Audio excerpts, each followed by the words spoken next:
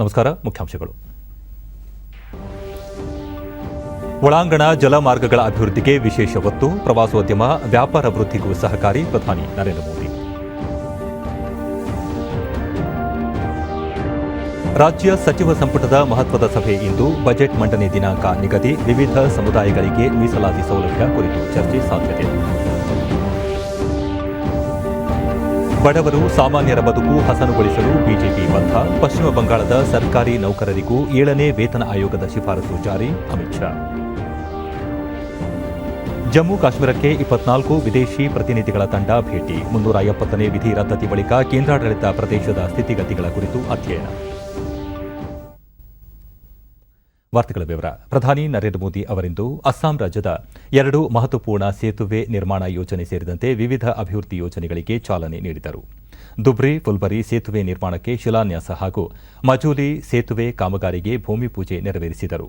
ಜೊತೆಗೆ ಮಹಾಬಾಹು ಬ್ರಹ್ಮಪುತ್ರ ಯೋಜನೆಗೆ ಚಾಲನೆ ನೀಡಿದರು.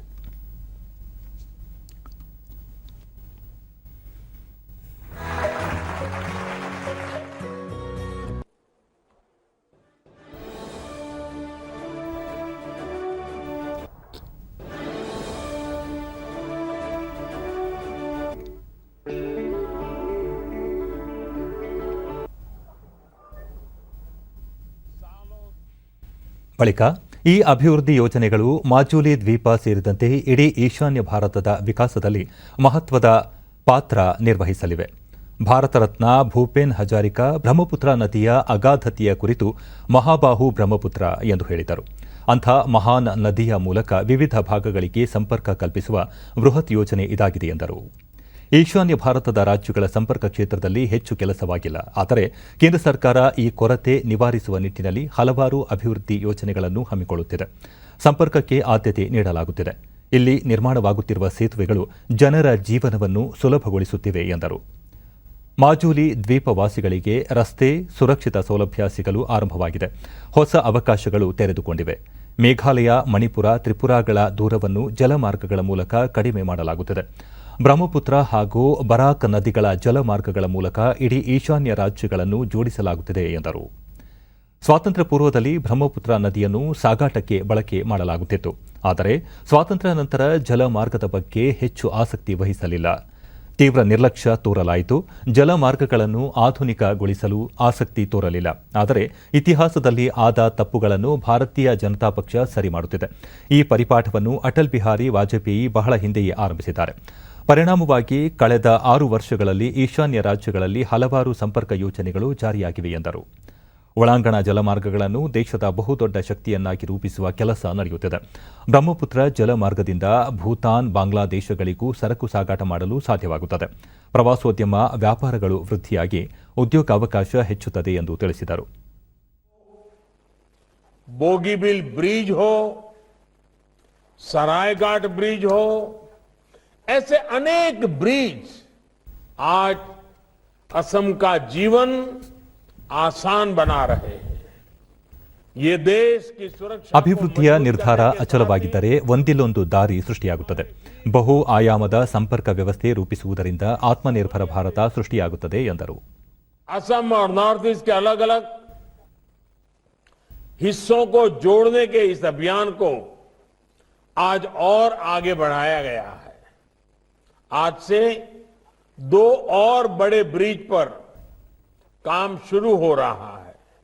जब कुछ वर्ष पहले मैं मोजूली द्वीप गया था तो वहां की समस्याओं को करीब से महसूस किया था. मुझे खुशी है कि सर्बानंद सोनोवाल जी की सरकार ने इन मुश्किलों को कम करने के लिए पूरी निष्ठा से प्रयास किया है. मजूली में असम का पहला हेलीपोर्ट भी बन चुका है. भाई और बहनों, अब मजूली वासियों को सड़क का भी तेज और सुरक्षित विकल्प मिलने जा रहा है. आपकी बरसों पुरानी मांग आज पुल के भूमि पूजन के साथ ही पूरी होनी शुरू हो गई है. यही तो विकास है जो गरीब से गरीब को भी, सामान्य नागरिक को भी आगे बढ़ाने का अवसर देता है. विकास के इसी क्रम को हमें बनाए रखना है और गति भी देनी है। असम को, नॉर्थ ईस्ट को आत्मनिर्भर भारत का मजबूत स्तंभ बनाने के लिए हमें मिलकर के काम करना है।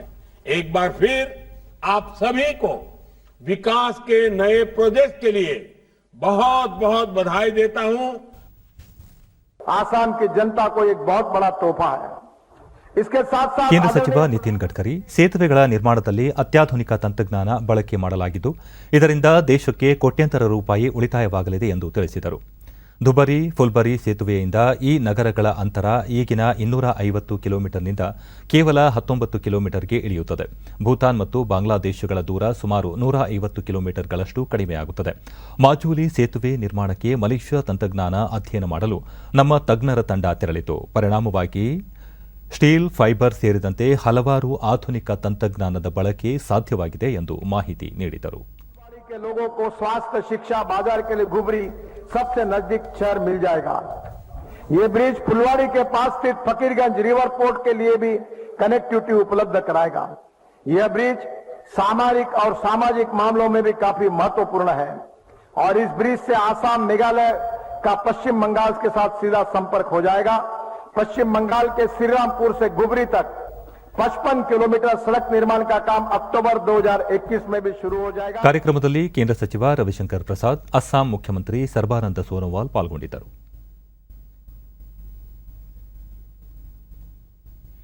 ಮುಖ್ಯಮಂತ್ರಿ ಬಿಎಸ್ ಯಡಿಯೂರಪ್ಪ ನೇತೃತ್ವದಲ್ಲಿ ಇಂದು ಸಂಜೆ ರಾಜ್ಯ ಸಚಿವ ಸಂಪುಟ ಸಭೆ ನಡೆಯಲಿದೆ. ಬಜೆಟ್ ಮಂಡನೆಯ ದಿನಾಂಕ ನಿಗದಿ ಹಾಗೂ ವಿವಿಧ ಸಮುದಾಯಗಳು ಸಲ್ಲಿಸಿರುವ ಮೀಸಲಾತಿ ಬೇಡಿಕೆ ಸೇರಿದಂತೆ ಹಲವು ಪ್ರಮುಖ ವಿಷಯಗಳ ಕುರಿತು ಸಮಾಲೋಚನೆ ನಡೆಸುವ ಸಾಧ್ಯತೆ ಇದೆ. ಈಗಾಗಲೇ ಬಜೆಟ್ ಸಿದ್ಧತೆ ಆರಂಭಿಸಿರುವ ಮುಖ್ಯಮಂತ್ರಿ ಮಾರ್ಚ್ ಮೊದಲ ವಾರದಲ್ಲಿ ಆಯವ್ಯಯ ಮಂಡನೆ ಸಾಧ್ಯತೆ ಇರುವ ಹಿನ್ನೆಲೆಯಲ್ಲಿ ಇಂದು ವಿವಿಧ ಇಲಾಖೆಗಳ ಸಚಿವರು ಹಾಗೂ ಅಧಿಕಾರಿಗಳೊಂದಿಗೆ ಸಭೆ ನಡೆಸಲಿದ್ದಾರೆ. ಬೆಳಗ್ಗೆ ಗ್ರಾಮೀಣಾಭಿವೃದ್ಧಿ ಮತ್ತು ಪಂಚಾಯತ್ ರಾಜ್ ಇಲಾಖೆ ಸಚಿವರು ಹಾಗೂ ಹಿರಿಯ ಅಧಿಕಾರಿಗಳೊಂದಿಗೆ ಯಡಿಯೂರಪ್ಪ ಅವರು ಬಜೆಟ್ ಕುರಿತು ಪೂರ್ವಭಾವಿ ಸಭೆ ನಡೆಸಿದರು. ಸಚಿವ ಕೆಎಸ್ ಈಶ್ವರಪ್ಪ, ಇಲಾಖೆ ಪ್ರಧಾನ ಕಾರ್ಯದರ್ಶಿಗಳಾದ ಎಲ್ಕೆ ಅತೀಕ್, ಉಮಾ ಮಹದೇವನ್ ಸೇರಿದಂತೆ ಇಲಾಖೆ ಆಯುಕ್ತರು ಮತ್ತಿತರರು ಉಪಸ್ಥಿತರಿದ್ದರು.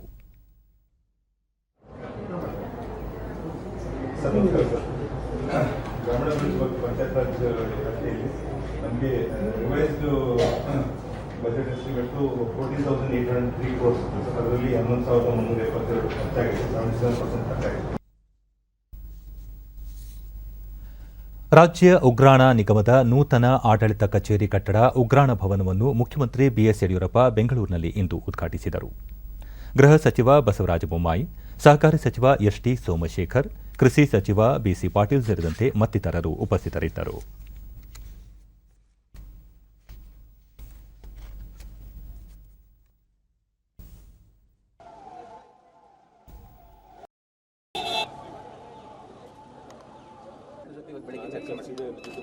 ಬಳಿಕ ಸುದ್ದಿಗಾರರೊಂದಿಗೆ ಮುಖ್ಯಮಂತ್ರಿ ವಿವಿಧ ಸಮುದಾಯಗಳ ಮೀಸಲಾತಿ ಬೇಡಿಕೆ ಕುರಿತಂತೆ ಈಗಾಗಲೇ ಚರ್ಚೆ ನಡೆಸಲಾಗಿದೆ. ಕಾನೂನು ಚೌಕಟ್ಟಿನಲ್ಲಿ ಎಲ್ಲರಿಗೂ ನ್ಯಾಯ ಒದಗಿಸುವುದಾಗಿ ಭರವಸೆ ನೀಡಿದರು.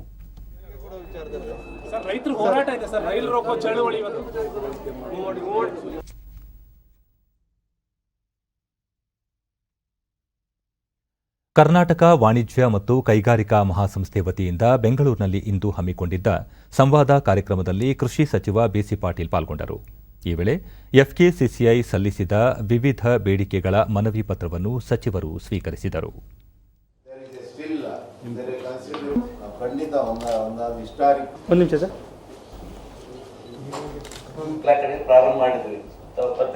ಬಳಿಕ ಸಚಿವ ಬಿಸಿ ಪಾಟೀಲ್ ಮಾತನಾಡಿ, ಕೃಷಿ ಮತ್ತು ಕೈಗಾರಿಕೆಗಳ ನಡುವೆ ಉತ್ಪಾದನೆ ಮತ್ತು ತಯಾರಿಕೆಗೆ ಪೂರಕ ವಾತಾವರಣ ನಿರ್ಮಾಣವಾದರೆ ಎರಡೂ ಕ್ಷೇತ್ರಗಳ ಅಭಿವೃದ್ಧಿಗೆ ಅನುಕೂಲವಾಗಲಿದೆ.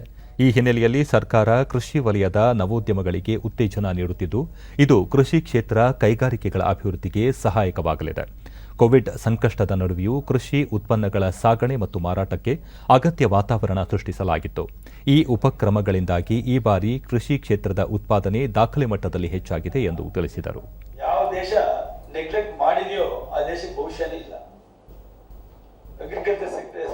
ಪರಿಷತ್ ಸದಸ್ಯ ವೈಎ ನಾರಾಯಣಸ್ವಾಮಿ, ಕೃಷಿ ಕ್ಷೇತ್ರವನ್ನು ನಿರ್ಲಕ್ಷಿಸಿದರೆ ಅಂತಹ ದೇಶ ಭಾರೀ ನಷ್ಟ ಅನುಭವಿಸಬೇಕಾಗುತ್ತದೆ. ಈ ಹಿನ್ನೆಲೆಯಲ್ಲಿ ಸರ್ಕಾರ ಕೃಷಿಗೆ ಅಗತ್ಯ ತಿದ್ದುಪಡಿಗಳನ್ನು ತಂದು ಪೂರಕ ವಾತಾವರಣವನ್ನು ನಿರ್ಮಿಸಿದೆ ಎಂದು ತಿಳಿಸಿದರು. ಸೆಕ್ಟರ್ಗೆ ಆದ್ರೆ ಆ ರೈತ ಬೆಳೆ ಬೆಳೆಯುವ ರೈತನಿಗೆ ಆ ಫುಡ್ ಪ್ರೊಡಕ್ಷನ್ ಮತ್ತು ಪ್ರೊಸೆಸಿಂಗ್ ಆ ಫುಡ್ ಈ ಕಾಲಘಟ್ಟದಲ್ಲಿ ಫುಡ್ ಪ್ರೊಸೆಸಿಂಗ್ ಬಹಳ ಮುಖ್ಯವಾದ ವಿಚಾರ. ಈ ವೇಳೆ ಎಫ್ಕೆಸಿಸಿಐ ಅಧ್ಯಕ್ಷ ಪೆರಿಕಲ್ ಎಂ ಸುಂದರ್ ಹಾಗೂ ಪದಾಧಿಕಾರಿಗಳು ಉಪಸ್ಥಿತರಿದ್ದರು. ರಾಜ್ಯದಲ್ಲಿ ಓದುವ ಹವ್ಯಾಸ ಕಡಿಮೆಯಾಗುತ್ತಿದ್ದು, ಸಾಮಾಜಿಕ ಮಾಧ್ಯಮವನ್ನು ಬಳಸಿಕೊಂಡು ಕನ್ನಡ ಸಾಹಿತ್ಯವನ್ನು ಸಾಹಿತ್ಯಾಸಕ್ತರಿಗೆ ತಲುಪಿಸುವ ಕೆಲಸ ಮಾಡುವ ನಿಟ್ಟಿನಲ್ಲಿ ಇಲಾಖೆ ಕಾರ್ಯಕ್ರಮ ರೂಪಿಸಲಿದೆ ಎಂದು ಕನ್ನಡ ಮತ್ತು ಸಂಸ್ಕೃತಿ ಹಾಗೂ ಅರಣ್ಯ ಸಚಿವ ಅರವಿಂದ ಲಿಂಬಾವಳಿ ಹೇಳಿದ್ದಾರೆ.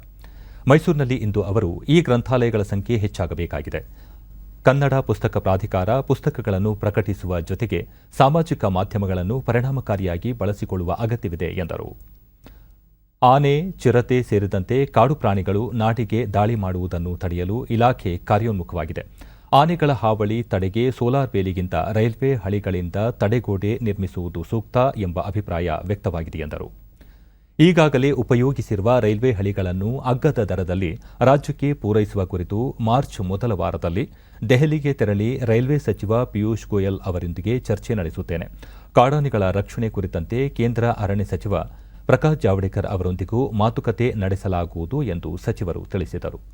ನಾವು ಅಲ್ಲಿ ಅವರಿಗೆ ಸಿಗುವಂಥ ಆಹಾರ ಪದ್ಧತಿನಲ್ಲಿ ಕೊರತೆ ಆಗಿದೆ ಮತ್ತು ಆಹಾರ ಪದ್ಧತಿನೇ ಬದಲಾಯಿಸಿದೆ ಅದು ಮತ್ತು ಪಿಯೂಷ್ ಗೋಯಲ್ ಅವ್ರನ್ನ. ಯಾಕಂದರೆ ಉಪಯೋಗಿಸಿರುವಂಥ ರೈಲು ಹಳಿಗಳು ನಮಗೆ ಕಡಿಮೆ ದರದಲ್ಲಿ ಸಿಗಬೇಕು. ಅವಾಗ ಹೆಚ್ಚು ಏರಿಯಾ ನಾವು ಕವರ್ ಮಾಡಲಿಕ್ಕೆ ಸಾಧ್ಯ ಆಗುತ್ತೆ. ಸೊ ಅವ್ರನ್ನೂ ಕೂಡ ನಾನು ಭೇಟಿ ಮಾಡಿದೆ, ಜಾವಡೇಕರ್ ಅವ್ರ ಜೊತೆಗೆ ಅವ್ರನ್ನೂ ಕೂಡ ಭೇಟಿ ಮಾಡಿ ಇದನ್ನು ಚರ್ಚೆ ಮಾಡ್ತೀನಿ. ಬೆಂಗಳೂರಿನ ನಾಗರಬಾವಿಯಲ್ಲಿ ಇಂದು ನೂತನ ಜನೌಷಧಿ ಕೇಂದ್ರವನ್ನು ಕೇಂದ್ರ ರಾಸಾಯನಿಕ ಮತ್ತು ರಸಗೊಬ್ಬರ ಖಾತೆ ಸಚಿವ ಡಿವಿ ಸದಾನಂದಗೌಡ ಉದ್ಘಾಟಿಸಿದರು. ಈ ಕುರಿತು ಟ್ವೀಟ್ ಮಾಡಿರುವ ಅವರು, ಕೇಂದ್ರ ಸರ್ಕಾರದ ನಮ್ಮ ಔಷಧ ಇಲಾಖೆಯು ಶ್ರೀಸಾಮಾನ್ಯರ ಅನುಕೂಲಕ್ಕಾಗಿ ರಾಜ್ಯದಲ್ಲಿ ಆರಂಭಿಸಿರುವ 850ನೇ ಕೇಂದ್ರ ಇದಾಗಿದೆ. ಗುಣಮಟ್ಟದ ಔಷಧಗಳು ಇಲ್ಲಿ ಅಗ್ಗದ ದರದಲ್ಲಿ ದೊರೆಯಲಿವೆ. ಸಾರ್ವಜನಿಕರು ಜನೌಷಧಿ ಕೇಂದ್ರಗಳ ಪ್ರಯೋಜನ ಪಡೆದುಕೊಳ್ಳಬೇಕು ಎಂದು ಹೇಳಿದ್ದಾರೆ.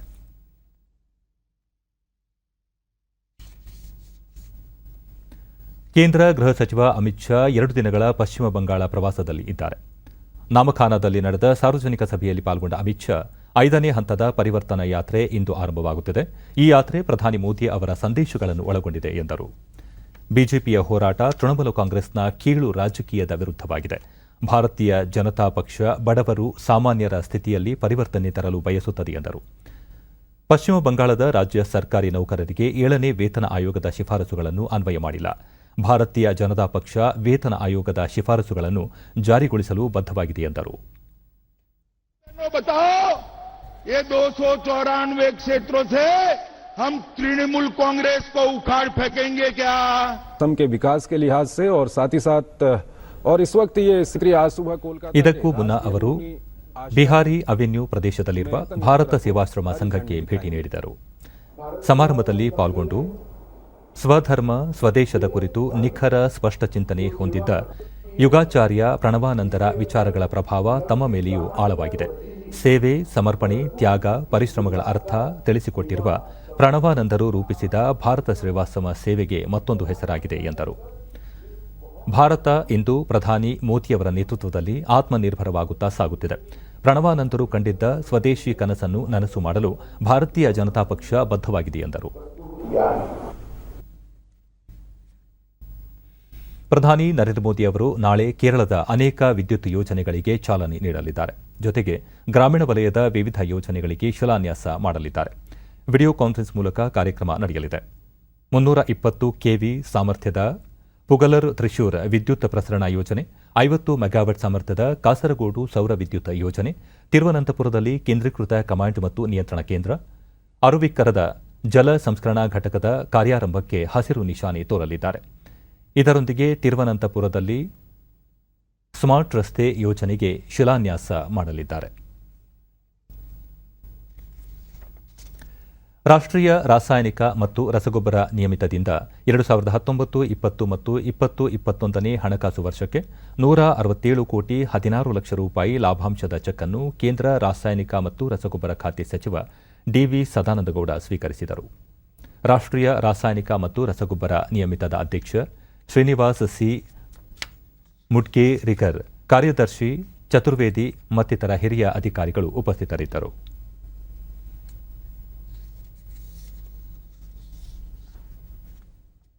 ಬಳಿಕ ಡಿವಿ ಸದಾನಂದಗೌಡ ಕೊರೋನಾ ಸಾಂಕ್ರಾಮಿಕದಿಂದ ಎದುರಾದ ಸಂಕಷ್ಟಗಳ ನಡುವೆಯೂ ಪ್ರಸಕ್ತ ಹಣಕಾಸು ವರ್ಷದಲ್ಲಿ ನಿಯಮಿತದ ಸಾಧನೆ ಗಣನೀಯವಾಗಿ ವೃದ್ಧಿಸಿದೆ. ಎಲ್ಲ ಅಡಚಣೆಗಳ ಹೊರತಾಗಿಯೂ ಕಂಪನಿಯು ಪ್ರಸಕ್ತ ಹಣಕಾಸು ವರ್ಷದಲ್ಲಿ 221.09 ಕೋಟಿ ನಿವ್ವಳ ಲಾಭ ಗಳಿಸಿರುವುದು ಉಲ್ಲೇಖನಾರ್ಹವಾಗಿದೆ ಎಂದು ತಿಳಿಸಿದರು. ಉನ್ನತ ಶಿಕ್ಷಣ ಸಚಿವರು ಆಗಿರುವ ಉಪಮುಖ್ಯಮಂತ್ರಿ ಡಾ ಸಿಎನ್ ಅಶ್ವತ್ಥನಾರಾಯಣ ನಿನ್ನೆ ಮೈಸೂರು ಜಿಲ್ಲೆ ಕೆಆರ್ ನಗರದ ಪ್ರಥಮ ದರ್ಜೆ ಹಾಗೂ ಮಹಿಳಾ ಕಾಲೇಜುಗಳಿಗೆ ಭೇಟಿ ನೀಡಿ ಪರಿಶೀಲನೆ ನಡೆಸಿದರು. ಶಾಸಕ ಸಾರಾ ಮಹೇಶ್, ಉನ್ನತ ಶಿಕ್ಷಣ ಇಲಾಖೆ ಅಧಿಕಾರಿಗಳು ಮತ್ತಿತರರು ಉಪಸ್ಥಿತರಿದ್ದರು.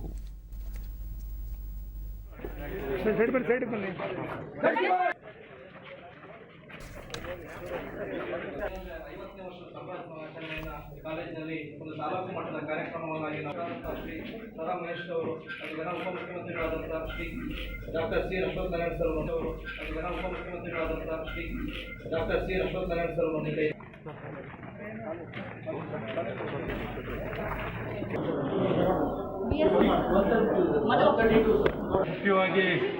ಬಳಿಕ ಸುದ್ದಿಗಾರರೊಂದಿಗೆ ಅವರು ಸರ್ಕಾರಿ ಸ್ವಾಮ್ಯದಲ್ಲಿ ಕೆಲಸ ಮಾಡುತ್ತಿರುವ ಎಲ್ಲ ಪದವಿ ಕಾಲೇಜುಗಳ ಗುಣಮಟ್ಟ ಹೆಚ್ಚಿಸಲು ಎಲ್ಲ ರೀತಿಯ ಕ್ರಮ ಕೈಗೊಳ್ಳಲಾಗಿದೆ. ಮುಂದಿನ ದಿನಗಳಲ್ಲಿ ಸರ್ಕಾರಿ ಕಾಲೇಜುಗಳಲ್ಲಿ ಉತ್ತಮ ಫಲಿತಾಂಶ ಬರಬೇಕು, ನ್ಯಾಕ್ ಮಾನ್ಯತೆ ಸಿಗಬೇಕು, ಜೊತೆಗೆ ಆರ್ಥಿಕ ಮತ್ತು ಶೈಕ್ಷಣಿಕ ಸ್ವಾಯತ್ತತೆ ಪಡೆಯುವ ನಿಟ್ಟಿನಲ್ಲಿ ಕೆಲಸ ಮಾಡಬೇಕು ಎಂದರು. ಎಲ್ಲ ಅತಿಥಿ ಉಪನ್ಯಾಸಕರನ್ನು ಈ ವರ್ಷವೂ ಮುಂದುವರೆಸಲಾಗಿದೆ. ವೇತನ ಏರಿಕೆ, ಸೇವೆ ಕಾಯಂ ಸೇರಿದಂತೆ ಅವರ ವಿವಿಧ ಬೇಡಿಕೆಗಳನ್ನು ಪರಿಶೀಲಿಸಲಾಗುತ್ತಿದೆ ಎಂದು ಅಶ್ವತ್ಥನಾರಾಯಣ ತಿಳಿಸಿದರು. ರಾಷ್ಟ್ರೀಯ ಶಿಕ್ಷಣ ನೀತಿ ಅಡಿಯಲ್ಲಿ ಶಿಕ್ಷಣದಲ್ಲಿ ನಾವು ಎಷ್ಟು ಮಾಡಿದ್ರು ಕಮ್ಮಿನೇ. ಭಾಳಷ್ಟು ಅವಕಾಶ ಇದೆ ಗುಣಮಟ್ಟವನ್ನು ಹೆಚ್ಚಿಸಲಿಕ್ಕೆ ನಾವೆಲ್ಲ ಪ್ರಯತ್ನವನ್ನು ಮಾಡ್ತಾ ಇದ್ದೀವಿ. ಪ್ರತಿಯೊಂದು ಕ್ಲಾಸ್ ರೂಮ್ನು ಸ್ಮಾರ್ಟ್ ಕ್ಲಾಸ್ ರೂಮ್ ಮಾಡ್ತಾ ಇದ್ದೀವಿ. ಮತ್ತು ಅದ್ರ ಜೊತೆಯಲ್ಲೇ ಯೂನಿಫೈಡ್ ಯೂನಿವರ್ಸಿಟಿ ಮತ್ತು ಕಾಲೇಜ್ ಮ್ಯಾನೇಜ್ಮೆಂಟ್ ಸಿಸ್ಟಮ್ ಅಂತ ತರ್ತಾ ಇದ್ದೀವಿ. ಆ ಮೂಲಕ ಪ್ರತಿಯೊಂದು ಕಾಲೇಜಿನಲ್ಲೂ ಎಲ್ಲ ರೀತಿಯಾದಂಥ ಅಂಕಿಅಂಶಗಳು, ಏನೇ ಸೇವೆಗಳಿದ್ರೂ ಎಲ್ಲವನ್ನೂ ಏನೊಂದು ಲೈಫ್ ಸ್ಟೇಟಸ್ ಸಿಗುವಂಥದ್ದು ಆಗುತ್ತೆ. ಮತ್ತು ಉತ್ತಮವಾಗಿ ಆಡಳಿತ ಕೊಡಲಿಕ್ಕೆ ಸರ್ಕಾರ ಮತ್ತು ಕಾಲೇಜುಗಳಲ್ಲಿ ಸಂಪರ್ಕ ಭಾಳ ವೇಗದಲ್ಲಿದ್ದು ರಿಯಲ್ ಟೈಮ್ನಲ್ಲಿ ಎಲ್ಲ ರೀತಿಯಾದಂಥ ಮಾಹಿತಿಗಳನ್ನು ಪಡೆದು ಆಡಳಿತದಲ್ಲಿ ಬಹಳ ದೊಡ್ಡ ಸುಧಾರಣೆಯನ್ನು ಕೊಡ್ತಾ ಇದ್ದೀವಿ. ಎಷ್ಟು ಫ್ಯಾಕಲ್ಟಿ ಕಾನ್ಸೆಪ್ಟ್ ಇರಬಾರ್ದು, ಎಲ್ಲರೂ ಪರ್ಮನೆಂಟ್ ಆಗಿ. ಮೈಸೂರಿನಲ್ಲಿ ವಿವಿಧ ಕಾರ್ಯಕ್ರಮಗಳಲ್ಲಿ ಭಾಗವಹಿಸಿದ್ದ ಸಚಿವರು ಶೈಕ್ಷಣಿಕ ವರ್ಷದಿಂದ ಕೋವಿಡ್-19 ಎಲ್ಲ ಮುಂಜಾಗ್ರತಾ ಕ್ರಮಗಳನ್ನು ಕೈಗೊಂಡು ಕಾಲೇಜುಗಳಲ್ಲಿ ಆನ್ಲೈನ್ ಮತ್ತು ಆಫ್ಲೈನ್ ತರಗತಿಗಳನ್ನು ಪ್ರಾರಂಭಿಸಲಾಗುವುದು ಎಂದು ಹೇಳಿದರು. ಒಳ್ಳೆ ರ್ಯಾಂಕಿಂಗ್ ಸಿಗಬೇಕು, ನ್ಯಾಕ್ ಅಕ್ರಿಡೇಷನ್ ಆಗಬೇಕು. ಎಲ್ಲ ಸಂಸ್ಥೆಗಳಿಗೂ ಸ್ವಾಯತ್ತತೆ, ಶೈಕ್ಷಣಿಕ ಸ್ವಾಯತ್ತತೆ, ಆರ್ಥಿಕ ಸ್ವಾಯತ್ತತೆಯನ್ನು ಕೊಟ್ಟು ಪ್ರತಿಯಲ್ಲೇ ಎಲ್ಲ ರೀತಿಯಾದಂಥ ಅವ್ರಿಗೆ ಸೌಕರ್ಯ ಸೌಲಭ್ಯ, ಹಣಕಾಸು, ಸಿಬ್ಬಂದಿ, ಶಿಕ್ಷಕರು, ಪ್ರಾಧ್ಯಾಪಕರು ಎಲ್ಲ ಆ ಸಂಸ್ಥೆಯಲ್ಲೇ ಪಡ್ಕೊಂಡು ಅವರೇ ನಿರ್ವಹಣೆ ಮಾಡಬೇಕು. ಶಾಲೆ ಕೆಲವು ಕ್ಲಾಸಸ್ಗಳು ಆಗಲೇ ಪ್ರಾರಂಭ ಆಗಿರೋದಿದೆ, ಕಾಲೇಜು ಎಲ್ಲ ಸಂಪೂರ್ಣವಾಗಿ ಪ್ರಾರಂಭ ಆಗಿರುವಂಥದ್ದಿದೆ. ಈ ವಿಚಾರದಲ್ಲಿ ಈಗಾಗಲೇ ನಿರ್ಣಯಗಳು ತಗೊಂಡು ಮಾಡಾಗಿದೆ. ಶೈಕ್ಷಣಿಕವಾಗಿ ಹೆಚ್ಚಿನ ಸುಧಾರಣೆ ಮಾಡಲೇಬೇಕು. ಶಿಕ್ಷಣ ಚೆನ್ನಾಗಿದ್ದರೆ ಎಲ್ಲ ಸಮಸ್ಯೆಗಳನ್ನು ಬಗೆಹರಿಸ್ಕೊಳ್ಳಿಕ್ಕೆ ಶಿಕ್ಷಣದ ಮೂಲಕನೇ ಸಾಧ್ಯವಾಗಿರುತ್ತದೆ. ಹಾಗಾಗಿ ನಾವು ಎಷ್ಟು ಒತ್ತು ಕೊಟ್ಟರು ಶಿಕ್ಷಣಕ್ಕೆ ಸಾಲದು. ಈ ದಿಕ್ಕಿನಲ್ಲಿ ನಾವು ಸಾಕಷ್ಟು ಒತ್ತು ಕೊಡುವಂಥ ಕೆಲಸವನ್ನು ನಾವು ಮಾಡ್ತೀವಿ.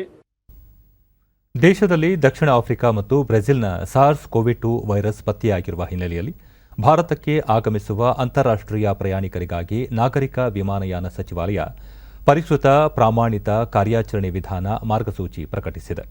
ಈ ಮಾರ್ಗಸೂಚಿ ಇದೇ 22ರಿಂದ ರಾತ್ರಿ 11:59 ಜಾರಿಗೆ ಬರಲಿದೆ. ಯುನೈಟೆಡ್ ಕಿಂಗ್ಡಮ್, ಯುರೋಪ್ ಮತ್ತು ಮಧ್ಯಪ್ರಾಚ್ಯದಿಂದ ಬರುವ ಪ್ರಯಾಣಿಕರನ್ನು ಹೊರತುಪಡಿಸಿ ಎಲ್ಲ ಅಂತಾರಾಷ್ಟ್ರೀಯ ಪ್ರಯಾಣಿಕರು ನಿಗದಿತ ಪ್ರಯಾಣದ ಆನ್ಲೈನ್ ಏರ್ ಸುವಿಧಾ ಪೋರ್ಟಲ್ನಲ್ಲಿ ಸ್ವಯಂ ಘೋಷಣಾ ಅರ್ಜಿ ಸಲ್ಲಿಸಬೇಕಾಗುತ್ತದೆ. ಕೋವಿಡ್-19ಕ್ಕೆ ಸಂಬಂಧಿಸಿದಂತೆ ಆರ್ಟಿಪಿಸಿಆರ್ ವರದಿ ನೆಗೆಟಿವ್ ಆಗಿದ್ದಲ್ಲಿ ಅದನ್ನು ಅಪ್ಲೋಡ್ ಮಾಡಬೇಕಾಗುತ್ತದೆ. ಪ್ರಯಾಣ ಆರಂಭಿಸುವ 72 ಗಂಟೆಗಳೊಳಗೆ ಈ ಪರೀಕ್ಷೆ ನಡೆಸುವುದು ಕಡ್ಡಾಯವಾಗಿರುತ್ತದೆ. ಈ ಪ್ರಯಾಣಿಕರನ್ನು 14 ದಿನಗಳ ಕ್ವಾರಂಟೈನ್ಗೆ ಮತ್ತು ಇನ್ನಿತರೆ ಆರೋಗ್ಯ ಸುರಕ್ಷತೆಗೆ ಒಳಪಡಿಸಲಾಗುತ್ತದೆ.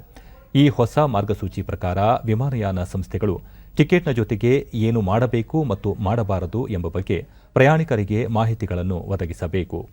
ವಿಮಾನ ಏರುವ ಸಮಯದಲ್ಲಿ ಮತ್ತು ಥರ್ಮಲ್ ಸ್ಕ್ರೀನಿಂಗ್ಗೆ ಒಳಪಡಿಸಿದ ನಂತರ ಲಕ್ಷಣರಹಿತ ಪ್ರಯಾಣಿಕರಿಗೆ ಮಾತ್ರ ಅವಕಾಶ ಕಲ್ಪಿಸಬೇಕು ಎಂದು ತಿಳಿಸಲಾಗಿದೆ.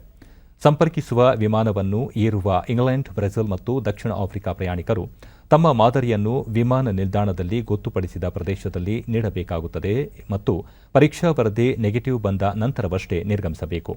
ಇದಕ್ಕಾಗಿ 6 ರಿಂದ 8 ಗಂಟೆಗಳ ಸಮಯ ಬೇಕಾಗುತ್ತದೆ ಎಂದು ನಾಗರಿಕ ವಿಮಾನಯಾನ ಸಚಿವಾಲಯ ತಿಳಿಸಿದೆ. ಭಾರತ, ಆಸ್ಟ್ರೇಲಿಯಾ, ಜಪಾನ್ ಮತ್ತು ಅಮೆರಿಕ ವಿದೇಶಾಂಗ ಸಚಿವರುಗಳ 3ನೇ ಸಭೆ ಇಂದು ನಡೆಯಲಿದೆ. ಇಂಡೋ ಪೆಸಿಫಿಕ್ ಪ್ರಾಂತ್ಯ ಸೇರಿದಂತೆ ಅನೇಕ ಪ್ರಮುಖ ವಿಷಯಗಳ ಕುರಿತು ಈ ಸಭೆಯಲ್ಲಿ ಚರ್ಚೆ ನಡೆಸಲಾಗುತ್ತಿದ್ದು, ಭಾರತದ ವಿದೇಶಾಂಗ ಸಚಿವ ಎಸ್ ಜೈಶಂಕರ್ ಕೂಡ ಪಾಲ್ಗೊಳ್ಳಲಿದ್ದಾರೆ. ಕಳೆದ ವರ್ಷದ ಅಕ್ಟೋಬರ್ನಲ್ಲಿ ಟೋಕಿಯೋದಲ್ಲಿ ನಡೆದಿದ್ದ ಸಭೆಯಲ್ಲಿ ಮಹತ್ವದ ವಿಚಾರಗಳನ್ನು ವಿನಿಮಯ ಮಾಡಿಕೊಳ್ಳಲಾಗಿತ್ತು. ಆ ವಿಚಾರಗಳ ಕುರಿತು ಚರ್ಚೆ ಮುಂದುವರಿಯಲಿದೆ. ಪ್ರಾದೇಶಿಕ ಮತ್ತು ಜಾಗತಿಕ ವಿಷಯಗಳ ಕುರಿತು ವಿದೇಶಾಂಗ ಸಚಿವರುಗಳು ಮುಕ್ತವಾಗಿ ಚರ್ಚೆ ನಡೆಸಲಿದ್ದಾರೆ. ಪ್ರಮುಖವಾಗಿ ಕೋವಿಡ್-19 ಸಾಂಕ್ರಾಮಿಕ ರೋಗವನ್ನು ಸಮರ್ಥವಾಗಿ ನಿಭಾಯಿಸುವ ಕುರಿತಂತೆ ಹಾಗೂ ಹವಾಮಾನ ಬದಲಾವಣೆ ಜೊತೆಗೆ ಇನ್ನಿತರೆ ಪರಿಸರ ಹಿತಾಸಕ್ತಿಗೆ ಸಂಬಂಧಿಸಿದ ವಿಷಯಗಳ ಕುರಿತು ಈ 4 ರಾಷ್ಟ್ರಗಳ ವಿದೇಶಾಂಗ ಸಚಿವರು ಸುದೀರ್ಘ ಸಮಾಲೋಚನೆ ನಡೆಸಲಿದ್ದಾರೆ.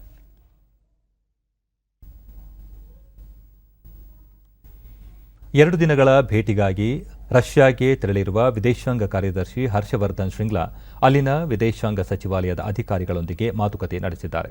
ಈ ಕುರಿತು ಟ್ವೀಟ್ ಮಾಡಿರುವ ಅವರು, ಭಾರತ ಹಾಗೂ ರಷ್ಯಾ ಹಿಂದಿನಿಂದಲೂ ಉತ್ತಮ ಸಹಕಾರ ಹೊಂದಿರುವ ದೇಶಗಳಾಗಿವೆ.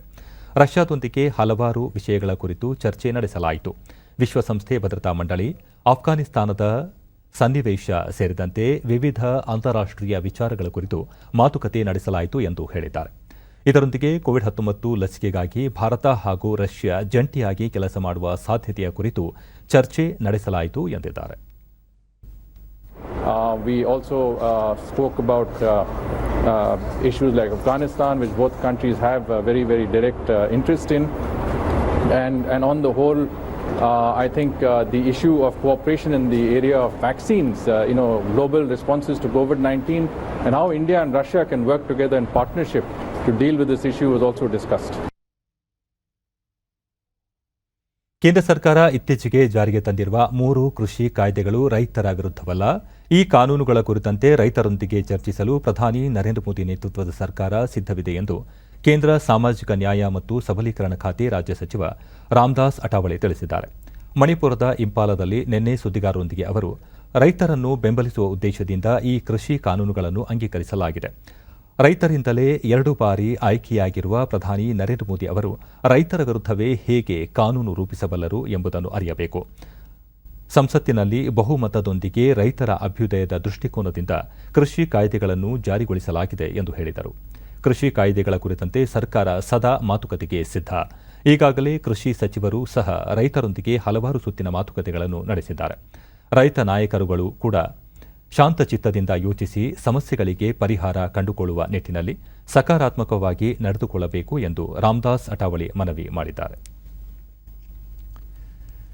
ಭಾರತದಲ್ಲಿ ತಯಾರಿಸಲಾದ ಕೋವಿಡ್-19 ಲಸಿಕೆಯನ್ನು ಈಗಾಗಲೇ 25 ರಾಷ್ಟ್ರಗಳಿಗೆ ಪೂರೈಕೆ ಮಾಡಲಾಗಿದೆ ಎಂದು ವಿದೇಶಾಂಗ ವ್ಯವಹಾರಗಳ ಸಚಿವ ಡಾ ಎಸ್ ಜೈಶಂಕರ್ ತಿಳಿಸಿದ್ದಾರೆ. ಭಾರತದ ಲಸಿಕೆಗೆ ಜಾಗತಿಕ ಮಟ್ಟದಲ್ಲಿ ಉತ್ತಮ ಬೇಡಿಕೆ ವ್ಯಕ್ತವಾಗಿದ್ದು, ಇನ್ನೂ 49 ದೇಶಗಳು ಈ ಪಟ್ಟಿಗೆ ಸೇರ್ಪಡೆಯಾಗಲಿವೆ ಎಂದು ಅವರು ವಿಶ್ವಸಂಸ್ಥೆಯ ಭದ್ರತಾ ಸಮಿತಿಯಲ್ಲಿ ಕೋವಿಡ್ ಲಸಿಕೆ ಕುರಿತ ಮುಕ್ತ ಚರ್ಚೆ ಸಂದರ್ಭದಲ್ಲಿ ತಿಳಿಸಿದ್ದಾರೆ.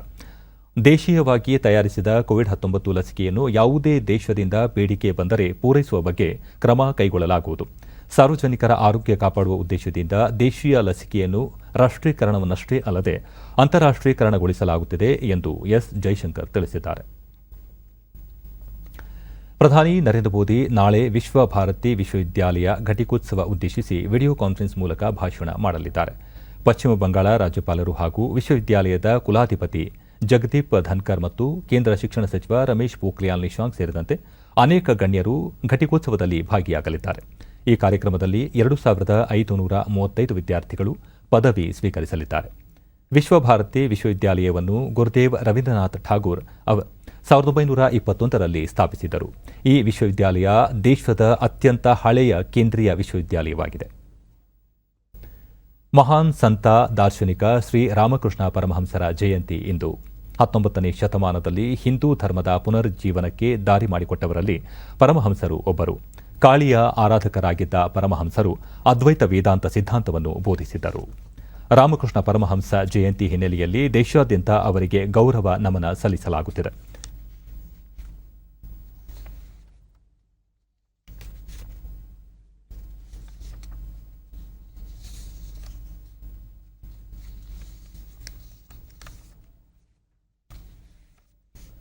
ಕೇಂದ್ರ ವಾರ್ತಾ ಮತ್ತು ಪ್ರಸಾರ ಖಾತೆ ಸಚಿವ ಪ್ರಕಾಶ್ ಜಾವಡೇಕರ್ ಮಹಾನ್ ಸಂತ ವಿಚಾರವಾದಿ ರಾಮಕೃಷ್ಣ ಪರಮಹಂಸ ಅವರಿಗೆ ನಮನಗಳು ಎಂದು ಟ್ವೀಟ್ ಮೂಲಕ ಗೌರವ ನಮನ ಸಲ್ಲಿಸಿದ್ದಾರೆ. ಮುಖ್ಯಮಂತ್ರಿ ಬಿಎಸ್ ಯಡಿಯೂರಪ್ಪ ಸಾಧಕ ಸಂತ ದಾರ್ಶನಿಕ ರಾಮಕೃಷ್ಣ ಪರಮಹಂಸರ ಜಯಂತಿಯಂದು ಅವರಿಗೆ ಭಕ್ತಿಪೂರ್ವಕ ಪ್ರಣಾಮಗಳು. ಎಲ್ಲ ಧರ್ಮಗಳು ಒಂದೇ ಗುರಿಯತ್ತ ನಮ್ಮನ್ನು ಒಯ್ಯುತ್ತವೆ ಎಂಬ ಅವರ ಸಿದ್ಧಾಂತ ಭಾವೈಕ್ಯತೆಯ ಪ್ರತೀಕವಾಗಿದೆ ಎಂದು ಟ್ವೀಟ್ ಸಂದೇಶದಲ್ಲಿ ತಿಳಿಸಿದ್ದಾರೆ. ಕೇಂದ್ರ ಸರ್ಕಾರದ ಮಹತ್ವಾಕಾಂಕ್ಷಿ ಯೋಜನೆಗಳಲ್ಲಿ ಒಂದಾದ ರಾಷ್ಟ್ರೀಯ ಗೋಕುಲ್ ಮಿಷನ್ ರಾಷ್ಟ್ರೀಯ ಕೃತಕ ಗರ್ಭಧಾರಣೆ ಯೋಜನೆ ಚಿತ್ರದುರ್ಗ ಜಿಲ್ಲೆಯಲ್ಲಿ ಯಶಸ್ವಿಯಾಗಿ ಅನುಷ್ಠಾನಗೊಂಡಿದೆ. ಉತ್ಕೃಷ್ಟ ತಳಿಯ ದೇಶಿ ಅಥವಾ ಮಿಶ್ರ ತಳಿಯ ವೀರ್ಯವನ್ನು ಬಳಸಿ ರಾಸುಗಳಿಗೆ ಕೃತಕ ಗರ್ಭಧಾರಣೆ ಪ್ರಮಾಣವನ್ನು ಹೆಚ್ಚಿಸಿ ರೈತರ ಆದಾಯ ವೃದ್ಧಿಸುವುದು ಈ ಯೋಜನೆಯ ಮುಖ್ಯ ಉದ್ದೇಶವಾಗಿದೆ. ರಾಸುಗಳಿಗೆ ಆಧಾರ್ ಸಂಖ್ಯೆಯಂತೆ ವಿಶಿಷ್ಟ ಗುರುತಿನ ಸಂಖ್ಯೆಯ ಕಿವಿಯೋಲೆ ಹಾಕಲಾಗುತ್ತಿದೆ. ಹಂಪನೂರು ಗ್ರಾಮದಲ್ಲಿ ಮೊದಲ ಹಂತದಲ್ಲಿ ಯಶಸ್ವಿಯಾಗಿ ಕೃತಕ ಗರ್ಭಧಾರಣೆ ಮೂಲಕ ಜನಿಸಿದ ಕರುಗಳ ಪ್ರದರ್ಶನ ನಡೆಸಲಾಯಿತು.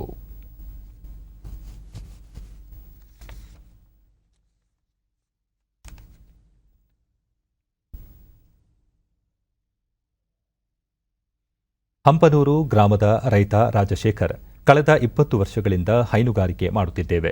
ಜಾನುವಾರುಗಳಿಗೆ ಸಂಬಂಧಿಸಿದ ಸಮಸ್ಯೆಗಳಿಗೆ ಪಶು ಇಲಾಖೆ ಅಧಿಕಾರಿಗಳು ಸೂಕ್ತ ರೀತಿಯಲ್ಲಿ ಸ್ಪಂದಿಸುವುದಾಗಿ ತಿಳಿಸಿದರು. ಇಂಜೆಕ್ಷನ್ ಮಾಡೋಗ್ತಾರೆ. ಆನಂತರ ಇದು ಕಾಲುಬಾಯಿ ಲಸಿಕೆಯನ್ನು ಸಹ ಬಂದು ನಮ್ಮ ಗ್ರಾಮಕ್ಕೆ ಭೇಟಿ ನೀಡಿ ಹಾಕಿ ಹೋಗ್ತಾರೆ. ಸೆಕ್ರೆಟರಿಗಳು ಎಮ್ಮೆಹಟ್ಟಿ ಗ್ರಾಮದ ಧನ್ಯಕುಮಾರ್ ಹೈನುಗಾರಿಕೆಯಲ್ಲಿ ಉತ್ತಮ ಆದಾಯ ಇದೆ. ಪಶುಪಾಲನಾ ಇಲಾಖೆ ಅಧಿಕಾರಿಗಳು ಸಮಯಕ್ಕೆ ಸರಿಯಾಗಿ ಬಂದು ಸೌಲಭ್ಯಗಳನ್ನು ನೀಡುತ್ತಿರುವುದಾಗಿ ಹೇಳಿದರು. ಸಮಯಕ್ಕೆ ಚಿಕಿತ್ಸೆ ಇದ್ದು ಮಾಡ್ತಿದ್ದಾರೆ. ಕರೆ ಮಾಡಿಕೊಟ್ಲು ಬಂದು ಕೃತಕ ಗರ್ಭಧಾರಣೆಗಳು ಮಾಡಿ ಸರಿಯಾದ ಸಮಯಕ್ಕೆ ಮಾಡಿದ್ರೆ ಕರುಗಳು ಜನನ ಇದಾಗ್ತಿದೆ ಟೈಮ್ ಟು ಟೈಮು.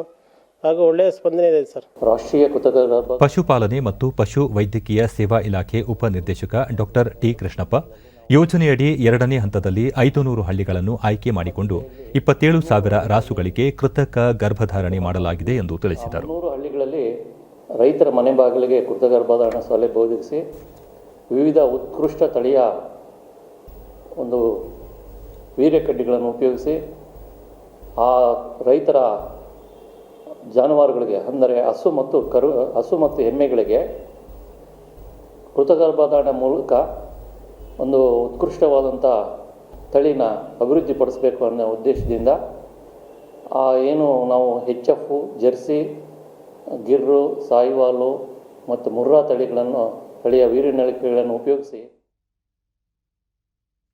ಜಮ್ಮು ಮತ್ತು 24 ವಿದೇಶಿ ಪ್ರತಿನಿಧಿಗಳು ಭೇಟಿ ನೀಡಿದ್ದಾರೆ. ನಿನ್ನೆ ಕಾಶ್ಮೀರದ ಶ್ರೀನಗರ ತಲುಪಿರುವ ವಿದೇಶಿ ಪ್ರತಿನಿಧಿಗಳ ನಿಯೋಗ ಕಾಶ್ಮೀರದ ಭೇಟಿ ಬಳಿಕ ಜಮ್ಮು ತೆರಳಲಿದೆ. ಅದಕ್ಕೂ ಮುನ್ನ ಕಾಶ್ಮೀರದ ಲೆಫ್ಟಿನೆಂಟ್ ಗವರ್ನರ್ ಮನೋಜ್ ಸಿನ್ಹಾ ಅವರನ್ನು ನಿಯೋಗದ ಪ್ರತಿನಿಧಿಗಳು ಭೇಟಿ ಮಾಡಲಿದ್ದಾರೆ. ಜೊತೆಗೆ ಕಾಶ್ಮೀರದಲ್ಲಿ ಇತ್ತೀಚೆಗೆ ನೂತನವಾಗಿ ಆಯ್ಕೆಯಾಗಿರುವ ಜಿಲ್ಲಾ ಅಭಿವೃದ್ಧಿ ಮಂಡಳಿಗಳ ಸದಸ್ಯರನ್ನು ಭೇಟಿಯಾಗಿ ಮಾತುಕತೆ ನಡೆಸಲಿದ್ದಾರೆ. ಕಾಶ್ಮೀರದ ಭದ್ರತಾ ಸ್ಥಿತಿಗತಿ ಕುರಿತು ಹಿರಿಯ ಅಧಿಕಾರಿಗಳು ಈ ಪ್ರತಿನಿಧಿಗಳಿಗೆ ವಿವರಣೆ ನೀಡಲಿದ್ದಾರೆ.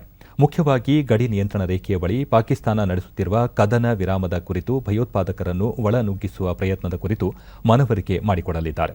ಇದು ಜಮ್ಮು ಕಾಶ್ಮೀರದಲ್ಲಿ 370ನೇ ವಿಧಿ ರದ್ದತಿಯ ಬಳಿಕ ವಿದೇಶಿ ಪ್ರತಿನಿಧಿಗಳ 3ನೇ ಭೇಟಿಯಾಗಿದೆ. ನಿಯೋಗದಲ್ಲಿ Chile, Brazil, Cuba, Bolivia, Estonia, Finland, France, Ireland, Netherlands, Portugal, Belgium, Spain, Sweden, Italy, Bangladesh, ಮಲೇಷ್ಯಾದ ಪ್ರತಿನಿಧಿಗಳು ಭಾಗವಹಿಸಿದ್ದಾರೆ. ಇಂದು ಸಂಜೆ ದೆಹಲಿಯಲ್ಲಿ ಪ್ರತಿನಿಧಿಗಳ ಸಭೆ ನಡೆಯಲಿದ್ದು ಕೇಂದ್ರ ಸಚಿವ ಜಿತೇಂದ್ರ ಸಿಂಗ್ ಭಾಗವಹಿಸಲಿದ್ದಾರೆ. ಜಮ್ಮು ಕಾಶ್ಮೀರದ ಎಲ್ಲ ಲೋಕಸಭಾ ಸದಸ್ಯರು ಸಹ ಈ ಸಭೆಯಲ್ಲಿ ಪಾಲ್ಗೊಳ್ಳಲಿದ್ದು ಫಾರೂಕ್ ಅಬ್ದುಲ್ಲಾ, ಅಕ್ಬರ್ ಲೋನ್, ಹಸನೈನ್ ಮಸೂದಿ ಮುಂತಾದ ಪ್ರಮುಖರು ಭಾಗವಹಿಸಲಿದ್ದಾರೆ. ಕೊನೆಯಲ್ಲಿ ಮತ್ತೊಮ್ಮೆ ಮುಖ್ಯಾಂಶಗಳು. ಒಳಾಂಗಣ ಜಲಮಾರ್ಗಗಳ ಅಭಿವೃದ್ಧಿಗೆ ವಿಶೇಷ ಒತ್ತು, ಪ್ರವಾಸೋದ್ಯಮ, ವ್ಯಾಪಾರ ವೃತ್ತಿಗೂ ಸಹಕಾರಿ, ಪ್ರಧಾನಿ ನರೇಂದ್ರ ಮೋದಿ. ರಾಜ್ಯ ಸಚಿವ ಸಂಪುಟದ ಮಹತ್ವದ ಸಭೆ ಇಂದು. ಬಜೆಟ್ ಮಂಡನೆ ದಿನಾಂಕ ನಿಗದಿ, ವಿವಿಧ ಸಮುದಾಯಗಳಿಗೆ ಮೀಸಲಾತಿ ಸೌಲಭ್ಯ ಕುರಿತು ಚರ್ಚೆ ಸಾಧ್ಯತೆ. ಬಡವರು ಸಾಮಾನ್ಯರ ಬದುಕು ಹಸನುಗೊಳಿಸಲು ಬಿಜೆಪಿ ಬದ್ಧ, ಪಶ್ಚಿಮ ಬಂಗಾಳದ ಸರ್ಕಾರಿ ನೌಕರರಿಗೂ 7ನೇ ವೇತನ ಆಯೋಗದ ಶಿಫಾರಸು ಜಾರಿ, ಅಮಿತ್ ಶಾ. ಜಮ್ಮು ಕಾಶ್ಮೀರಕ್ಕೆ 24 ವಿದೇಶಿ ಪ್ರತಿನಿಧಿಗಳ ತಂಡ ಭೇಟಿ, 370ನೇ ವಿಧಿ ರದ್ದತಿ ಬಳಿಕ ಕೇಂದ್ರಾಡಳಿತ ಪ್ರದೇಶದ ಸ್ಥಿತಿಗತಿಗಳ ಕುರಿತು ಅಧ್ಯಯನ. ನಮ್ಮ ವಾರ್ತಾ ಪ್ರಸಾರವನ್ನು ನೀವು ಡಿಡಿ ಚಂದನ ನ್ಯೂಸ್ ಯೂಟ್ಯೂಬ್ ಚಾನಲ್ ಅನ್ನು ವೀಕ್ಷಿಸಬಹುದು. ನಮ್ಮ ಮುಂದಿನ ವಾರ್ತಾ ಪ್ರಸಾರ ಸಂಜೆ 7 ಗಂಟೆಗೆ ಡಿಡಿ ಚಂದನದಲ್ಲಿ. ನಮಸ್ಕಾರ.